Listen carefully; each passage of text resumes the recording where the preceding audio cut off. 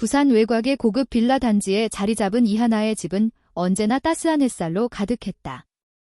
푸른 바다와 맞닿은 언덕 위에 세워진 이 집은 하나와 그녀의 어머니 정수희가 함께 살아가는 보금자리였다. 이곳은 하나가 어린 시절부터 아버지 이재호와 함께 행복한 추억을 쌓아온 곳이기도 했다. 하지만 재호가 세상을 떠난 후 이 집은 어머니와 딸만의 공간이 되었고 그 안에서 둘은 서로를 의지하며 살아왔다. 수희는 하나를 위해 모든 것을 희생하며 살아온 여인이었다. 그녀는 남편을 잃은 슬픔을 딛고 하나를 세상에서 가장 행복한 딸로 키우기 위해 평생을 바쳤다. 하나에게 어머니는 단순한 부모 이상이었다. 수희는 하나의 가장 큰 지지자이자 친구, 그리고 때로는 세상 전부였다. 하지만 하나는 어머니가 자신을 키우느라 자신의 행복을 뒤로 미뤄왔다는 것을 잘 알고 있었다. 그래서인지 하나는 늘 어머니가 다시 웃을 수 있는 날을 꿈꿨다. 그리고 그 꿈은 예상치 못한 순간에 현실이 되었다. 어느 따뜻한 봄날, 수희가 하나를 조심스럽게 불렀다. 하나야, 엄마가 말할 게 있어. 그녀의 목소리는 평소와 달리 살짝 떨리고 있었다. 하나는 어머니의 얼굴에 피어오른 수줍은 미소를 보고 순간 당황했다. 수희는 마치 소녀처럼 얼굴을 붉히며 말을 이었다. 엄마가 좋은 사람을 만났어. 교회에서 만난 분인데 이렇게 마음이 통하는 사람은 처음이야. 그녀의 눈에는 설렘이 가득했고 하나는 그런 어머니의 모습을 처음 보았다. 그 순간 하나는 가슴이 따뜻해지며 눈물이 핑 돌았다. 어머니가 마침내 자신의 행복을 찾았다는 사실이 그녀를 기쁘게 했다. 그 옆에 서 있던 남자는 강민우였다.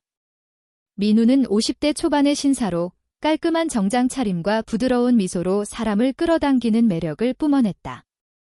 그는 부산에서 성공한 사업가로 알려져 있었고 교회에서 봉사활동을 하며 지역사회에서도 좋은 평판을 얻고 있었다. 민우는 하나에게 다가가 손을 내밀며 말했다. 하나 씨, 앞으로 내가 어머니를 세상에서 가장 행복한 여인으로 만들어줄게요. 걱정하지 마세요. 그의 목소리는 진심이 담긴 듯했고 하나는 그의 손을 잡으며 고개를 끄덕였다. 민우의 따뜻한 말과 행동은 하나에게 안도감을 주었다. 어머니의 외로움이 끝났다는 생각에 하나는 진심으로 두 사람을 축복했다. 결혼식 날, 수희는 한복을 곱게 차려입고 세상 누구보다 환하게 웃었다. 그녀의 얼굴에는 오랜만에 생기가 돌았고 하나는 그 모습을 보며 아버지의 빈자리가 채워지는 듯한 느낌을 받았다. 민우는 수희의 손을 잡고 그녀를 다정하게 바라보며 약속을 되풀이했다. 여보, 이제 내가 당신 곁에서 평생을 함께 할게요. 그 말은 하나에게도 깊은 울림을 주었다. 결혼식장은 웃음과 축복으로 가득했고 하나는 어머니의 행복이 영원히 이어지길 기도했다. 결혼 후 민우는 약속을 지키는 듯 보였다. 그는 수희를 지극정성으로 보살폈다. 매일 아침 그녀의 혈압을 체크하고 그녀가 좋아하는 음식을 손수 준비해 식탁에 올렸다. 하나가 방문할 때마다 민우는 웃으며 말했다. 하나야, 어머니 입맛에 맞는 건 내가 제일 잘 알아. 걱정하지 마. 그의 손길은 세심했고 수희는 그런 민우를 보며 행복한 미소를 지었다. 하나는 그 모습을 보며 안심했다. 어머니가 드디어 기댈 어깨를 찾았다는 생각에 가슴이 따뜻해졌다. 하지만 시간이 흐를수록 하나는 민우의 행동에서 미세한 위화감을 느끼기 시작했다. 그는 지나치게 수희의 모든 것을 통제하려 했다. 하나가 어머니와 단둘이 통화하려 하면 민우는 항상 먼저 전화를 받아 수희가 지금 쉬고 있다거나 내가 잘 보살피고 있으니 걱정 말라며 대화를 끊었다. 처음에는 그저 어머니를 아끼는 그의 방식이라 생각하려 했다. 하지만 하나는 점점 더 불안해졌다. 어머니의 목소리가 점차 힘을 잃어가고 얼굴은 혈색이 사라져 창백해졌다. 어느 날 하나는 어머니가 좋아하는 묵은지찜을 만들어 집으로 찾아갔다. 수희는 입맛이 없다고 하면서도 하나를 위해 한술 떠보려 했다. 하지만 민우가 갑자기 그녀의 숟가락을 막았다. 여보, 지금 속이 안 좋은데 이런 맵고 짠 음식을 먹으면 안 돼. 내가 순한 콩나물국을 준비했어. 이걸 먹어야지. 그의 말은 논리적이었고 어머니를 위한 걱정처럼 들렸다. 하지만 하나는 그의 단호한 손길과 수희의 얼굴에 스친 짧은 실망감을 놓치지 않았다. 민우는 하나가 만든 음식을 마치 독이라도 되는 듯 치워버렸다. 그 순간 하나는 처음으로 서늘한 감정을 느꼈다. 마치 민우가 자신과 어머니 사이에 보이지 않는 벽을 쌓는 듯했다. 그날 이후 하나는 민우의 행동을 더 면밀히 관찰하기 시작했다. 그는 하나가 어머니와 단둘이 시간을 보내는 것을 꺼리는 듯했다. 전화는 항상 그가 먼저 받고 하나가 예고 없이 집을 방문하면 당황한 기색이 역력했다. 하나야, 갑자기 무슨 일이야? 연락도 없이 그의 미소는 여전히 따뜻했지만 눈빛에는 미세한 경계심이 스쳐갔다. 하나는 점점 더 불안해졌다. 어머니의 건강은 눈에 띄게 나빠지고 있었다. 불과 몇 달 전만 해도 생기 넘치던 얼굴은 이제 광대뼈가 툭 튀어나올 정도로 마르고 창백했다. 하나가 어머니와 단둘이 대화하려던 어느 날, 민우는 또다시 방해했다. 수희가 지금 약을 먹고 잠들었어. 내가 곁에서 잘 보살피고 있으니 걱정 마. 그의 목소리는 부드러웠지만 하나는 그 뒤에 숨겨진 차가운 의도를 감지했다. 그녀는 더 이상 참을 수 없었다. 어머니의 상태가 심상치 않다는 것을 본능적으로 느꼈다. 하나는 집으로 돌아오는 길에 결심했다. 무언가 잘못되고 있었다. 그리고 그 중심에는 강민우가 있었다. 그날 밤, 하나는 잠을 이루지 못했다. 어머니의 앙상한 손목과 민우의 지나치게 완벽한 미소가 머릿속을 떠나지 않았다. 그녀는 노트북을 열고 민우의 배경을 조사하기 시작했다. 그는 성공한 사업가로 알려져 있었지만 그의 과거에 대한 정보는 의외로 빈약했다. 하나는 자신의 직업적 본능을 발휘해 그의 사업 파트너와 교회 활동을 조사했다. 그리고 그 과정에서 이상한 점을 발견했다. 민우가 자주 만나는 몇몇 인물들이 과거 재산 사기 사건에 연루된 적이 있다는 기록이 있었다. 하나는 심장이 쿵 내려앉는 것을 느꼈다. 그녀의 의심은 단순한 기우가 아니었다. 무언가 큰 그림이 있었다. 다음 날, 하나는 다시 어머니의 집을 찾았다. 이번에는 민우가 집에 없는 틈을 노렸다.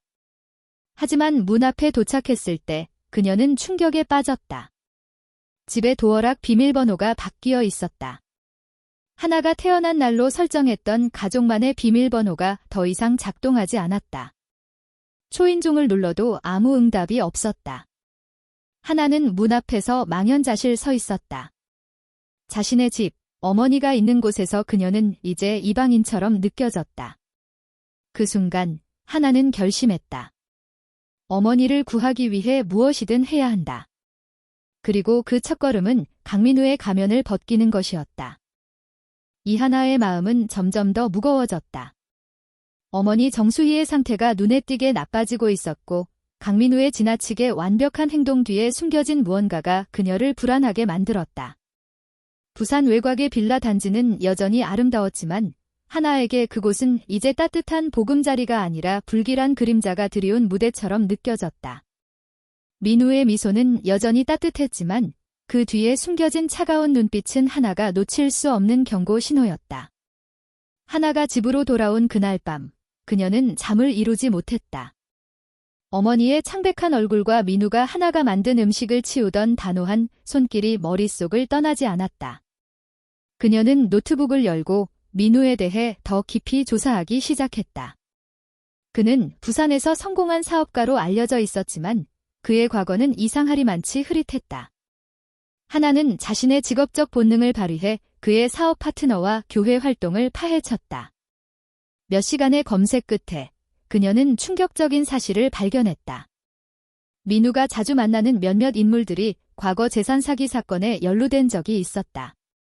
그중 한 명은 부유한 노인을 상대로 유산을 갈취한 혐의로 기소된 적이 있었다. 하나는 심장이 쿵 내려앉는 것을 느꼈다. 그녀의 의심이 단순한 기우가 아니었다는 확신이 들었다. 다음 날 아침, 하나는 다시 어머니의 집을 찾았다. 이번에는 민우가 집에 없는 시간을 노렸다. 하지만 문 앞에 도착했을 때 그녀는 또다시 좌절했다. 도어락 비밀번호는 여전히 바뀐 상태였고 초인종을 눌러도 아무 응답이 없었다. 하나는 문 앞에서 망연자실 서 있었다. 자신의 집, 어머니가 있는 곳에서 그녀는 이제 완전히 이방인처럼 느껴졌다. 그녀는 주머니에서 휴대폰을 꺼내 어머니에게 전화했다. 하지만 역시나 민우가 먼저 전화를 받았다. 하나야, 무슨 일이야? 어머니는 지금 약을 먹고 자고 있어? 내가 잘 보살피고 있으니 걱정하지 마. 그의 목소리는 부드러웠지만 하나는 그 뒤에 숨겨진 차가운 의도를 감지했다. 그녀는 이를 악물며 말했다. 엄마 목소리라도 잠깐 듣고 싶어요. 하지만 민우는 단호하게 대답했다. 지금은 쉬게 놔두는 게 좋을 것 같아.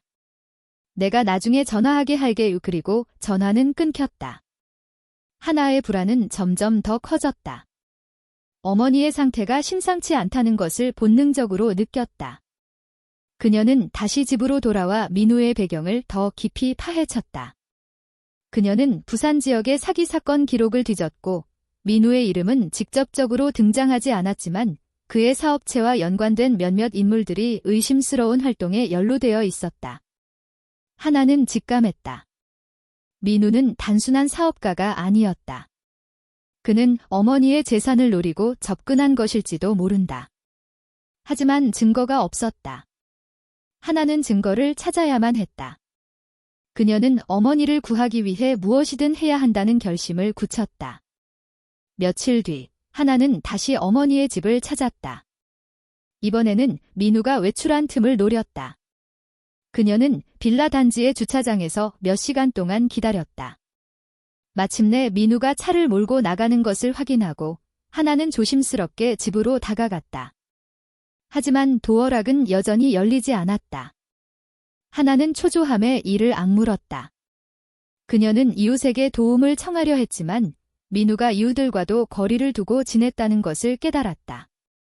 그는 수희를 완전히 고립시키고 있었다. 그날 밤, 하나는 집으로 돌아와 자신의 아파트에서 혼자 생각에 잠겼다. 그녀는 민우가 어머니를 어떻게 통제하고 있는지, 그리고 왜 그렇게까지 하는지 이해하려 애썼다. 그러던 중, 그녀는 이상한 점을 떠올렸다. 민우가 어머니에게 주는 음식에서 나는 이상한 냄새. 그 시큼하고 금속성 냄새는 단순한 요리의 향이 아니었다. 하나는 그 냄새가 어머니의 건강 악화와 연관이 있을지도 모른다고 생각했다. 그녀는 인터넷에서 독극물과 관련된 정보를 검색하기 시작했다. 몇몇 독극물은 일반적인 병원 검사로는 검출되지 않는다는 사실을 알게 되었다. 하나의 머릿속에서 퍼즐 조각이 맞춰지기 시작했다. 민우가 어머니에게 무언가를 먹이고 있다면 그것은 단순한 음식이 아닐 가능성이 높았다. 다음 날, 하나는 어머니의 집에 다시 갔다. 이번에는 민우가 집에 있는 시간에 일부러 찾아갔다. 그녀는 정면 돌파를 시도하기로 했다. 초인종을 누르자 민우가 문을 열었다. 그의 얼굴에는 미소가 걸려 있었지만 눈빛은 날카로웠다. 하나야, 또 무슨 일이야?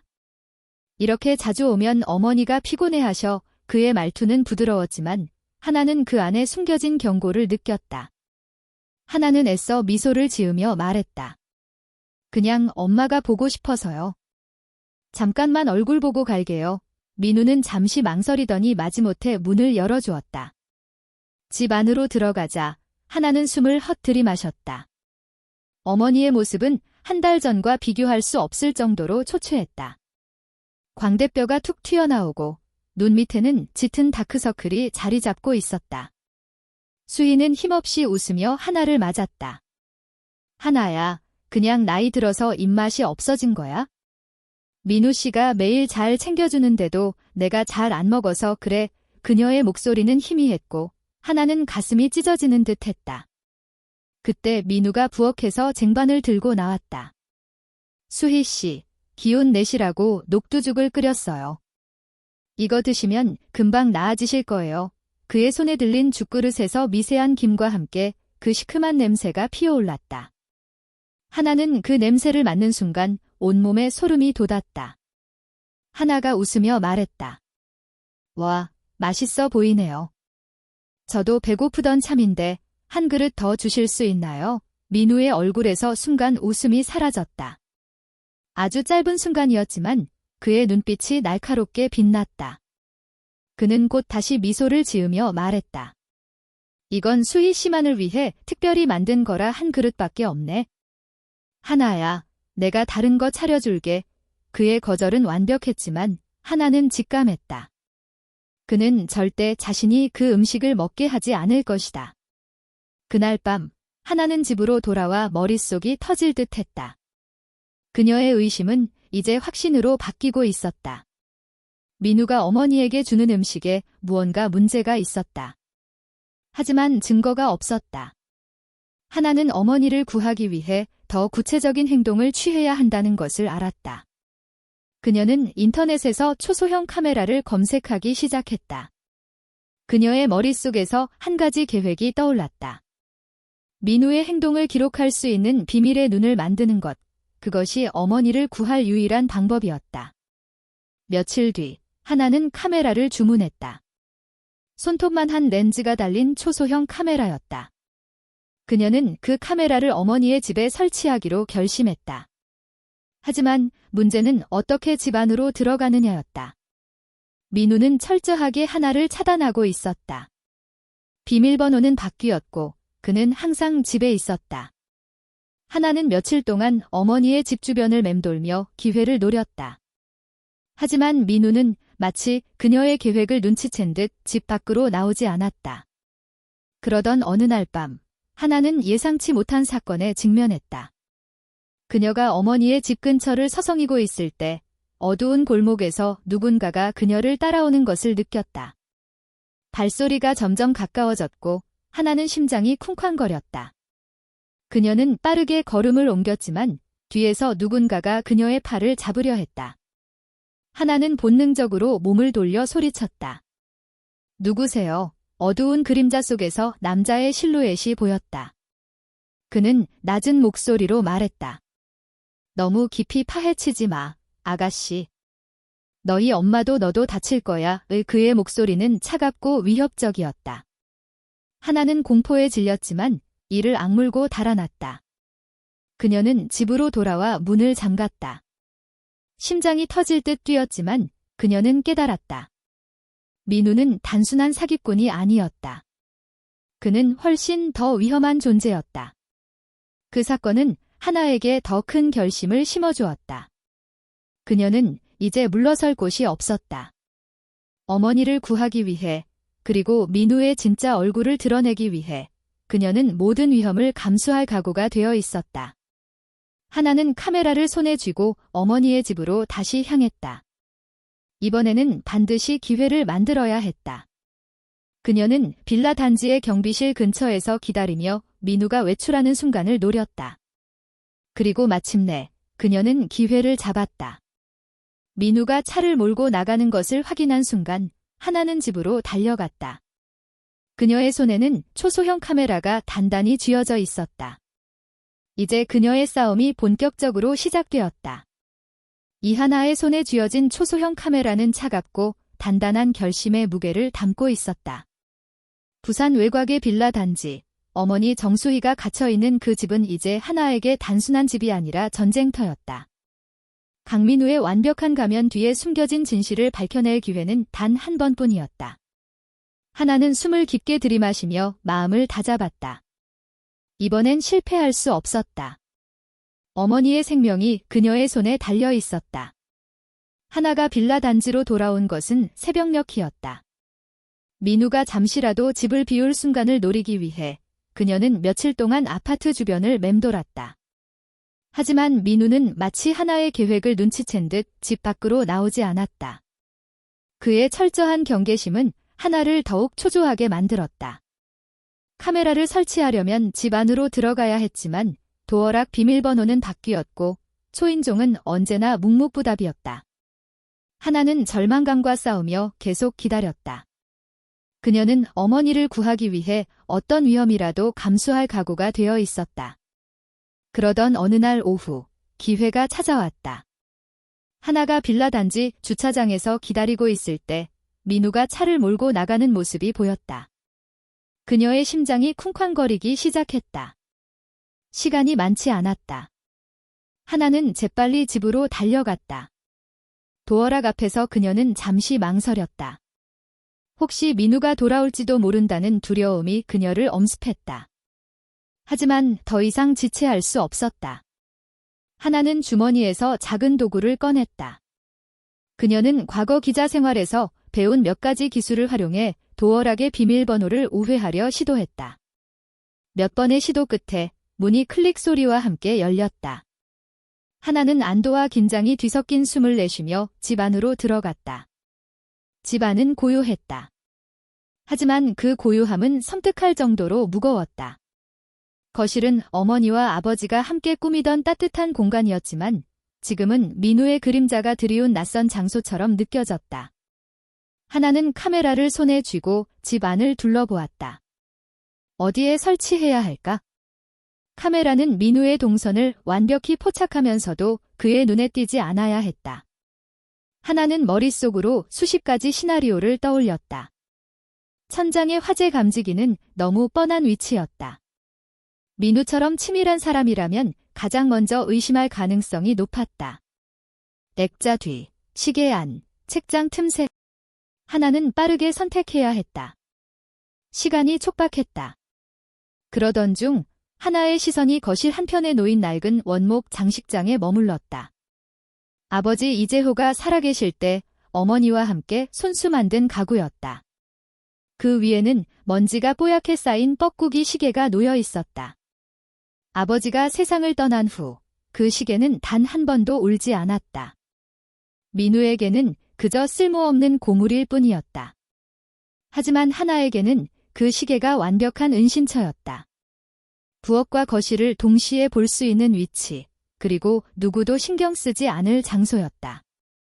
하나는 의자를 끌어와 조심스럽게 장식장 위로 올라갔다.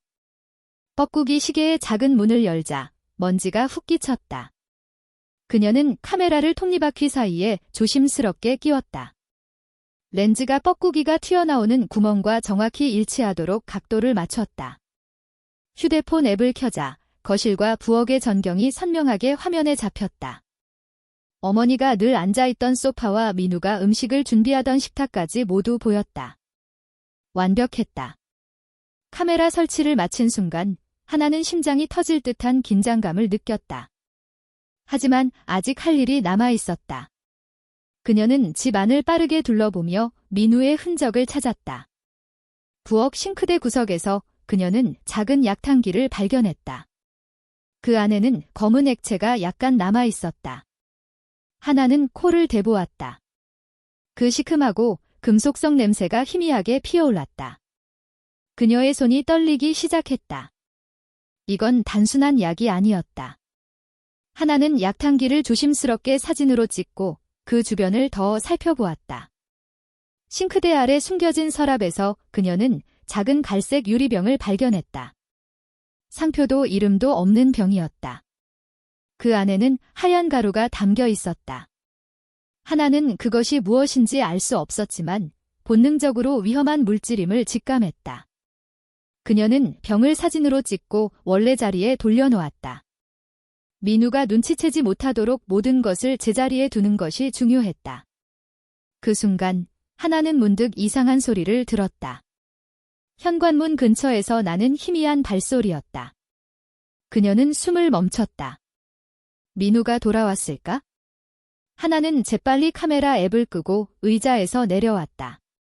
심장이 목구멍까지 차올랐다. 그녀는 조용히 현관으로 다가가 문틈으로 밖을 내다보았다.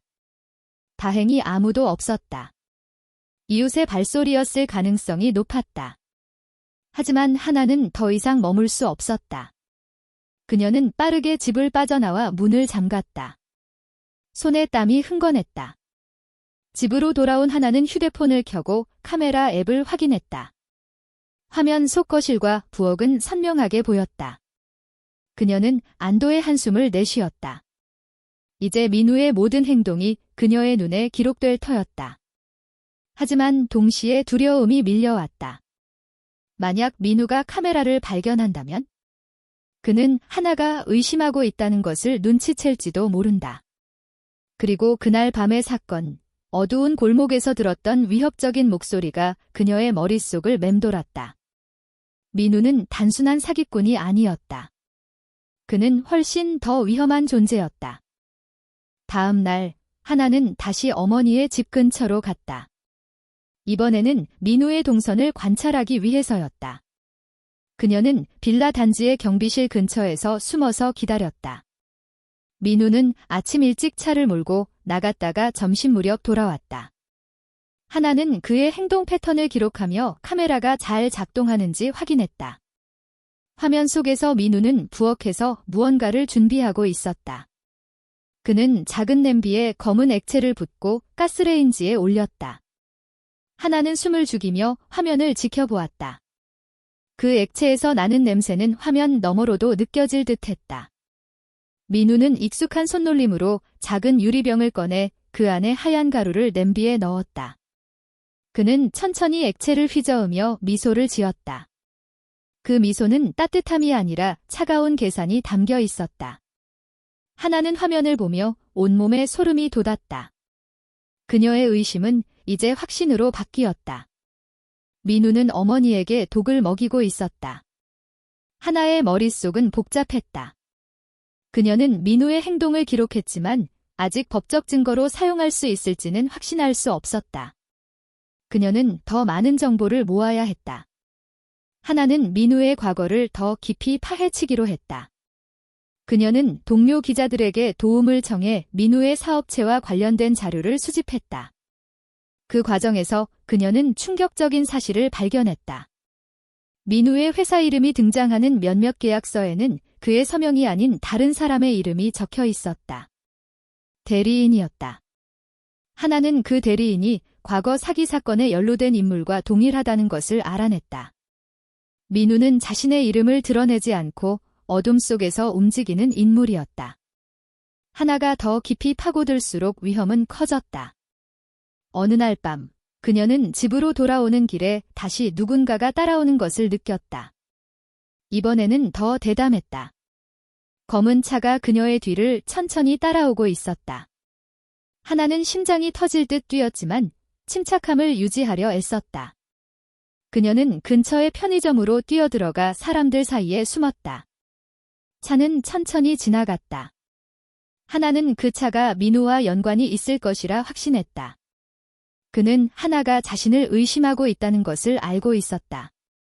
그리고 그는 그녀를 막기 위해 무엇이든 할 준비가 되어 있었다. 그럼에도 불구하고 하나는 물러서지 않았다. 그녀는 카메라를 통해 민우의 행동을 계속 관찰했다. 화면 속에서 그는 매일 같은 패턴을 반복했다.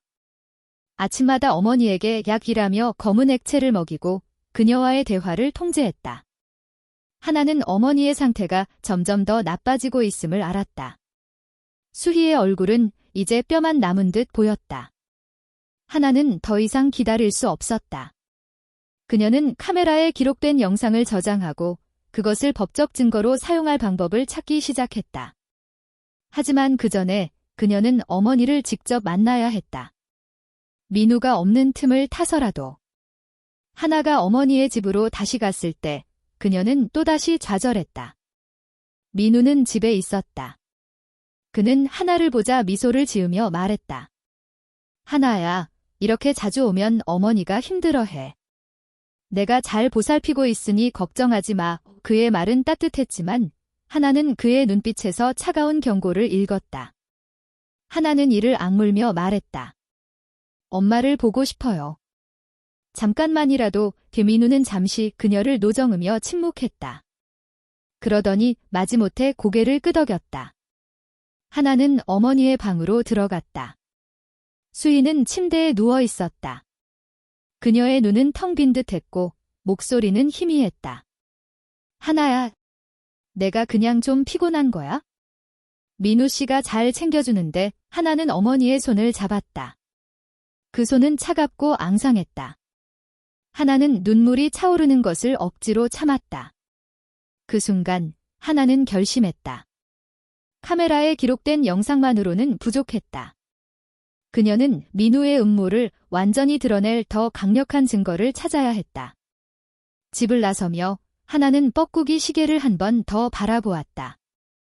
그 안에 작은 렌즈가 그녀의 유일한 희망이었다. 이제 그녀의 눈은 민우의 모든 행동을 지켜보고 있었다. 그리고 그 눈은 결코 거짓을 놓치지 않을 터였다. 이하나의 손은 떨리고 있었다. 그녀가 쥐고 있는 휴대폰 화면에는 강민우가 어머니 정수희에게 약질하며 검은 액체를 먹이는 장면이 반복 재생되고 있었다. 뻐꾸기 시계에 숨겨진 초소형 카메라는 민우의 차가운 미소와 계산적인 손놀림을 선명하게 기록했다. 그 영상은 하나가 몇 주 동안 쌓아온 의심을 확신으로 바꿔놓았다. 민우는 단순한 사기꾼이 아니었다. 그는 어머니를 서서히 죽이고 있었다. 하나는 더 이상 기다릴 수 없었다. 어머니의 생명이 위태로웠다. 그녀는 결심했다. 오늘 민우의 가면을 벗기고 그를 법의 심판대에 세울 것이다. 하나의 머릿속은 복잡했다. 카메라 영상은 강력한 증거였지만 법적 효력을 가지려면 더 많은 준비가 필요했다. 그녀는 동료 기자들에게 도움을 청해 민우의 과거를 더 깊이 파헤쳤다. 민우의 사업체와 연관된 몇몇 계약서에서 그의 대리인으로 등장한 인물이 과거 사기 사건에 연루된 인물과 동일하다는 사실을 확인했다. 또한 하나는 민우가 부산 외곽에 부유한 여성들을 상대로 비슷한 수법을 사용했다는 정황을 발견했다. 그는 그들의 재산을 갈취한 뒤 그들을 병들게 하거나 심지어 사라지게 만들었다. 하나는 온몸에 소름이 돋았다. 어머니는 그의 다음 희생자였다. 하나가 영상을 복사해 USB에 저장한 날, 어머니로부터 전화가 왔다. 하지만 전화를 받은 것은 민우였다. 하나야, 어머니가 갑자기 쓰러지셨어. 지금 병원으로 가는 중이야.의 그의 목소리는 다급했지만 하나는 그 안에 숨겨진 연기를 감지했다. 그녀는 즉시 병원으로 달려갔다. 부산 시내의 종합병원 응급실에 도착했을 때 수희는 중환자실에 있었다. 그녀의 얼굴은 창백했고 숨소리는 희미했다. 의사는 하나에게 말했다. 환자의 상태가 매우 위중합니다.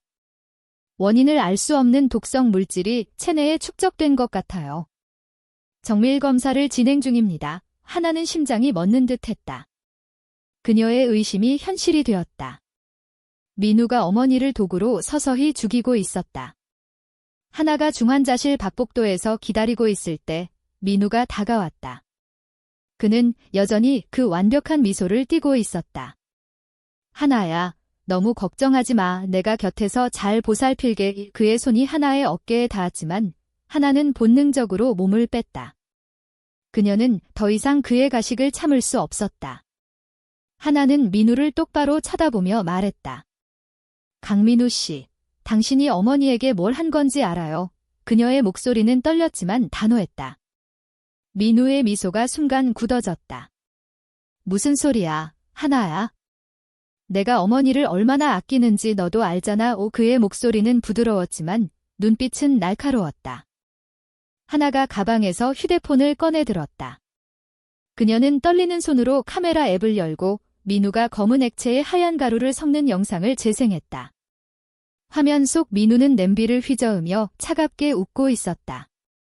이게 뭔지 아는 거죠? 당신이 어머니에게 매일 먹인 약이야. 이건 약이 아니에요. 독이에요. 하나의 목소리는 점점 커졌다. 복도에 있던 간호사들과 환자 가족들이 그들을 쳐다보기 시작했다. 민우의 얼굴에서 미소가 완전히 사라졌다. 그는 낮은 목소리로 말했다. 너, 이게 무슨 짓이야? 그건 그냥 건강보조제일 뿐이야. 하지만 그의 눈빛은 당황과 분노로 가득했다. 그 순간 수희의 주치의가 복도로 나왔다. 하나는 의사에게 다가가 말했다. 의사 선생님, 이 영상을 보세요. 제 어머니가 이렇게 된 이유가 여기에 있어요. 그녀는 의사에게 영상을 보여주었다. 의사는 화면을 보며 눈썹을 찌푸렸다. 이건 심각한 문제입니다. 즉시 경찰에 신고해야겠어요. 민우는 그 말을 듣는 순간 얼굴이 하얗게 질렸다. 그는 하나를 노려보며 말했다. 너 이걸로 날 망치려는 거지? 절대 가만 안 둬. 그의 목소리는 이제 노골적인 위협으로 가득했다. 민우는 갑자기 몸을 돌려 복도를 뛰쳐나갔다. 하나는 본능적으로 그를 쫓았다. 병원 로비를 지나 주차장으로 달려가는 민우의 뒷모습이 보였다. 하나는 소리쳤다. 멈춰. 도망칠 생각 마.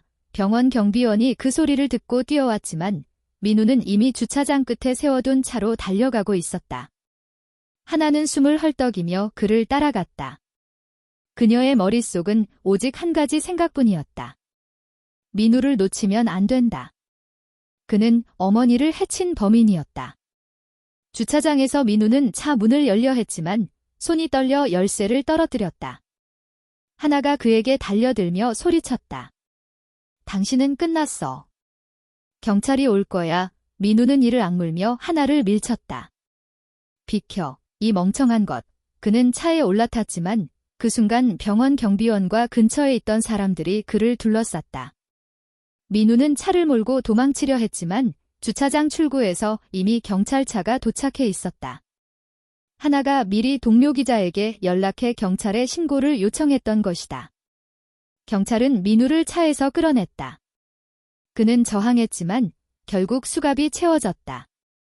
하나는 숨을 몰아쉬며 그를 노려보았다. 당신이 한 짓 다 밝혀질 거야. 어머니를 해치려 한 대가를 치르게 될 거야. 민우는 이를 악물며 하나를 쳐다보았다. 그의 눈에는 분노와 절망이 뒤섞여 있었다. 너. 이게 끝이 아니야. 그는 중얼거렸지만 경찰에 의해 끌려갔다. 하나가 다시 중환자실로 돌아왔을 때 어머니는 여전히 의식 없이 누워 있었다. 하지만 의사는 하나에게 희망적인 소식을 전했다. 독성 물질의 투여가 중단된 덕분에 환자의 상태가 조금씩 안정되고 있습니다. 빠른 대처 덕분이에요. 하나는 눈물이 흐르는 것을 참지 못했다.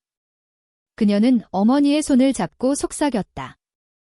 엄마, 이제 괜찮아질 거예요. 제가 지켜줄게요. 며칠 뒤, 경찰은 민우의 집을 수색했다. 뻐꾸기 시계에 숨겨진 카메라 영상과 하나가 발견한 갈색 유리병의 내용물이 결정적인 증거가 되었다. 병 안의 하얀 가루는 일반 병원 검사로는 검출되지 않는 독극물로 확인되었다. 또한 민우의 집에서 발견된 서류들은 그가 과거 다른 피해자들에게도 비슷한 수법을 사용했다는 것을 보여주었다. 그는 부유한 여성들을 유혹해 그들의 재산을 갈취한 뒤 그들을 병들게 하거나 사라지게 만들었다. 하나는 그 사실을 알게 되며 온몸이 떨렸다. 어머니가 얼마나 위험한 상황에 처해 있었는지 새삼 깨달았다. 민우는 살인 미수와 사기 혐의로 기소되었다. 하나는 경찰과 협력해 모든 증거를 제출했다.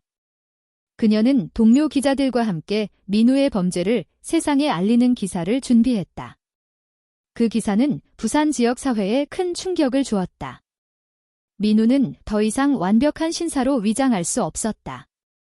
그의 가면은 완전히 벗겨졌다. 하나가 병원에서 어머니를 간호하던 어느 날 수희가 마침내 눈을 떴다. 그녀는 하나를 보며 힘없이 미소 지었다. 하나야, 고마워. 내가 아니었으면 그녀의 목소리는 희미했지만 진심이 담겨 있었다. 하나는 어머니를 꼭 끌어안았다. 엄마, 이제 다 끝났어요. 우리가 다시 시작할 거예요. 두 모녀는 서로를 끌어안으며 오랜만에 따뜻한 눈물을 흘렸다. 민우의 체포로 하나와 수희는 자유를 되찾았다. 하지만 하나는 알았다. 이 싸움은 단순히 민우를 잡는 것으로 끝난 것이 아니었다. 어머니와의 관계를 되찾고 그들이 잃었던 평온을 되찾는 것이 진정한 승리였다. 하나는 어머니의 손을 잡고 병원 창밖을 바라보았다. 부산의 바다가 햇살 아래 반짝이고 있었다. 그 빛은 하나에게 새로운 시작을 약속하는 듯 했다. 강민우가 수갑을 차고 끌려가는 모습을 지켜본 이하나의 가슴은 여전히 무거웠다. 부산의 종합병원 복도에서 그녀는 어머니 정수희의 손을 꼭 잡고 있었다. 수희는 여전히 중환자실에 누워 있었지만 의사는 희망적인 소식을 전했다. 독극물 투여가 중단된 덕분에 환자의 상태가 점차 호전되고 있습니다. 그 말은 하나에게 작은 위안이 되었지만 그녀는 알았다. 민우를 체포한 것으로 모든 것이 끝난 것이 아니었다. 어머니와의 관계를 되찾고 그들이 잃었던 평온을 되찾는 것이 진정한 승리였다. 며칠 뒤 수희는 중환자실에서 일반 병실로 옮겨졌다. 그녀의 얼굴은 여전히 창백했지만 눈빛에는 생기가 조금씩 돌아오고 있었다. 하나는 매일 병원에 찾아가 어머니의 곁을 지켰다. 그녀는 어머니의 손을 잡고 어린 시절의 추억을 이야기하며 미소 짓게 했다. 하지만 수희의 마음에는 깊은 상처가 남아 있었다. 민우에게 속았다는 사실, 그리고 그가 자신을 서서히 죽이려 했다는 진실은 그녀에게 큰 충격이었다. 수희는 하나를 보며 조용히 말했다. 하나야, 내가 어떻게 그를 믿을 수 있었을까? 내가 아니었다면 그녀의 목소리는 떨렸고 눈에는 눈물이 고였다. 하나는 어머니를 꼭 끌어안았다. 엄마, 이제 다 끝났어요. 우리가 함께 있잖아요. 그 순간 두 모녀는 서로를 의지하며 오랜만에 따뜻한 눈물을 흘렸다. 민우의 체포 이후 경찰은 그의 집을 철저히 수색했다. 벚구기 시계에 숨겨진 카메라 영상과 갈색 유리병의 하얀 가루는 결정적인 증거가 되었다. 그 가루는 일반 병원 검사로는 검출되지 않는 독극물로 확인되었다. 또한 민우의 집에서 발견된 서류들은 그가 과거 여러 부유한 여성들을 상대로 비슷한 범죄를 저질렀음을 보여주었다. 그는 그들의 재산을 갈취한 뒤 그들을 병들게 하거나 심지어 사라지게 만들었다. 하나는 그 사실을 알게 되며 다시 한번 소름이 끼쳤다. 어머니가 얼마나 위험한 상황에 처해 있었는지, 그리고 자신이 얼마나 제때 행동했는지 깨달았다. 하나와 동료 기자들은 민우의 범죄를 세상에 알리는 기사를 준비했다. 그 기사는 부산 지역 사회에 큰 파장을 일으켰다. 사람들은 민우의 완벽한 신사 이미지가 무너지는 것을 보며 충격에 빠졌다. 하나는 기사를 쓰면서도 복잡한 감정을 느꼈다. 그녀는 어머니를 구했지만 이 사건은 그녀의 마음에 깊은 상처를 남겼다. 민우의 배신은 단순히 어머니만을 겨냥한 것이 아니었다. 그것은 하나와 수희가 쌓아온 가족의 신뢰를 흔들었다. 수희가 퇴원한 날, 하나는 어머니를 부산 외곽의 그 빌라로 다시 데려가지 않기로 했다. 그 집은 너무 많은 아픔과 배신의 흔적을 담고 있었다. 대신 두 모녀는 제주도로 이사하기로 결정했다. 제주는 하나와 수희가 어린 시절 함께 휴가를 보내며 행복했던 추억이 깃든 곳이었다. 하나는 새로운 시작을 위해 제주에 작은 집을 마련했다. 바다가 보이는 언덕 위의 집은 작았지만 따뜻한 햇살과 바람이 가득한 곳이었다. 하나는 어머니와 함께 새 집으로 들어가며 말했다. 엄마, 여기서 새로 시작해요. 우리만의 시간이에요. 수희는 미소 지으며 고개를 끄덕였다. 그래, 하나야. 내가 있어서 엄마는 다시 살아갈 힘이 생겼어. 제주 새로운 삶은 두 모녀에게 치유의 시간이었다. 하나는 기자 일을 잠시 쉬고 어머니와 함께 시간을 보냈다. 그들은 아침마다 바닷가 산책을 하며 서로의 이야기를 나누었다. 수희는 점차 기력을 되찾았고 그녀의 얼굴에는 다시 생기가 돌기 시작했다. 하나는 어머니가 웃을 때마다 가슴이 따뜻해졌다. 하지만 그녀는 알았다. 어머니의 마음에는 여전히 민우의 배신이 남긴 상처가 있었다. 하나는 그 상처를 치유하기 위해 더 많은 노력을 기울였다. 어느 날 하나는 제주 집의 거실에 뻐꾸기 시계를 가져다 놓았다. 그 시계는 민우의 범죄를 밝히는데 결정적인 역할을 했지만 동시에 아버지 이재호와 어머니가 함께 만든 소중한 추억의 물건이었다. 하나는 시계를 조심스럽게 손질하며 말했다. 엄마, 이 시계 다시 울리게 해볼까요?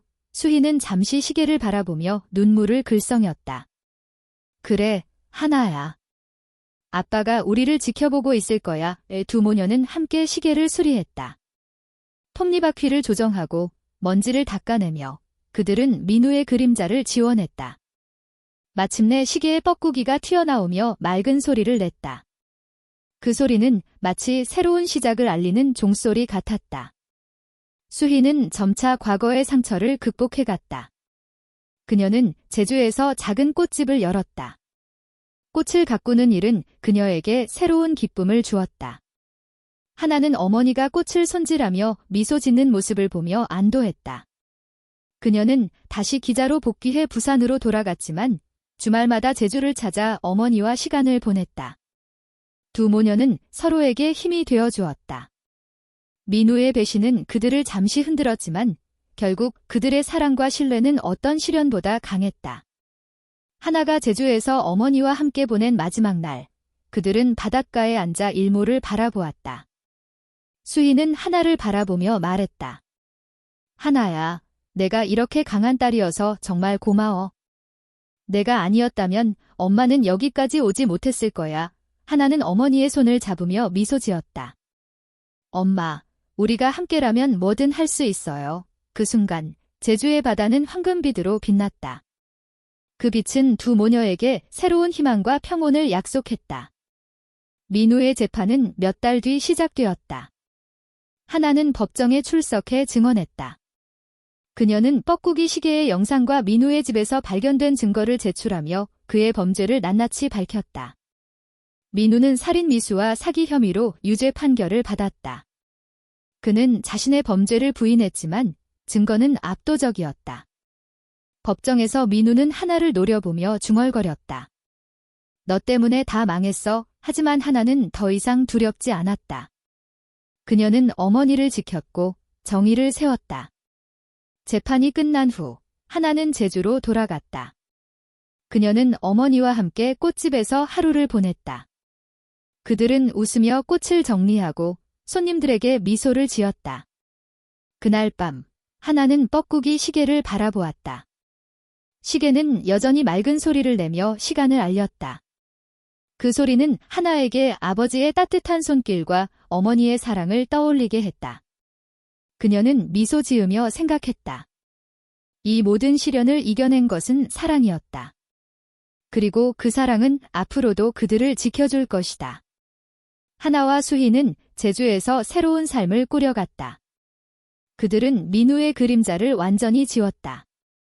뻐꾸기 시계의 맑은 소리는 그들의 집을 채웠고 바다의 바람은 그들의 마음을 어루만졌다. 두 모녀는 서로를 의지하며 어떤 폭풍이 와도 무너지지 않을 단단한 믿음을 쌓았다. 그들의 이야기는 끝났지만 새로운 시작은 이제 막 펼쳐지고 있었다.